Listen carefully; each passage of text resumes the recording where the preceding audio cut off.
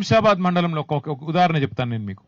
నవాబుల కాలం నుంచి వాళ్ళ దగ్గర 500 ఎకరాలు జాగుండే, అమ్ముకుంటూ పోతే ఇప్పుడు మిగిలింది 250 ఎకరాలు.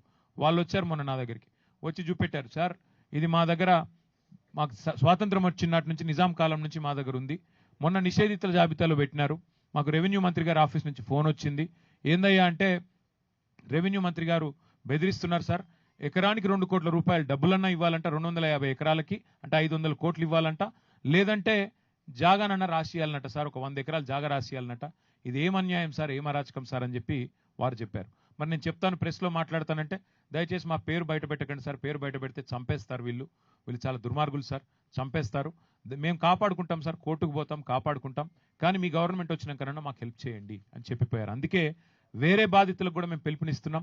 అవసరమైతే మా పార్టీ ఆఫీస్ ఉంది, లీగల్ సెల్ ఉంది, మీరు రండి, మీ పేర్లు బయట పెట్టాం, మాకు తెలుసు ఈ గుండాల నుంచి మీకు భయం ఉంటుంది, మాకు తెలుసు, పేర్లు బయట పెట్టాం, కానీ న్యాయపరంగా మీకు అండగా నిలబెడతాం. ఎవరైనా పేరు బయట పెట్టండి మాకేం కాదు అంటే తప్పకుండా వారికి అండగా నిలబెడతాం. అట్లాగే 1 కోటి ఎకరాలు నిషేధిత జాబితాలో పెట్టి వీళ్ళు చేస్తున్న అరాచకాల్ని మాత్రం వదిలిపెట్టం.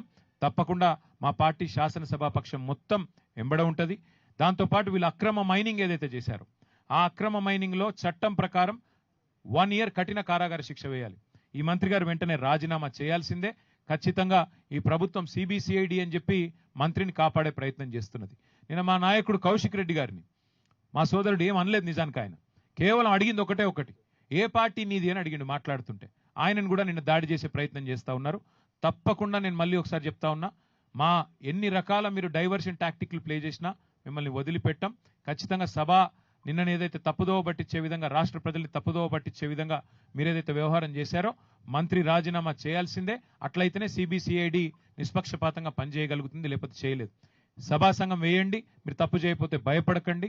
ఆ మంత్రి గారిని అవసరమైతే బర్తరఫ్ చేయాలని చెప్పి మేము ఇప్పుడు గవర్నర్ గారిని కలుస్తాము. భూ కుంభకోణాలు బయట పెడతాము, మైనింగ్ కుంభకోణాలు కూడా బయట పెడతాం. అందరూ ముందుకు రావాలని చెప్పి విజ్ఞప్తి చేస్తూ, మీరు దయచేసి మీడియాతో ఒక రిక్వెస్ట్, మా గౌరవ శాసన మండలి సభ్యులు శ్రవణ్ గారు, మా కార్తిక్ రెడ్డి గారు, ఇంకా కొంతమంది మిత్రులు ఇక్కడే ఉంటారు.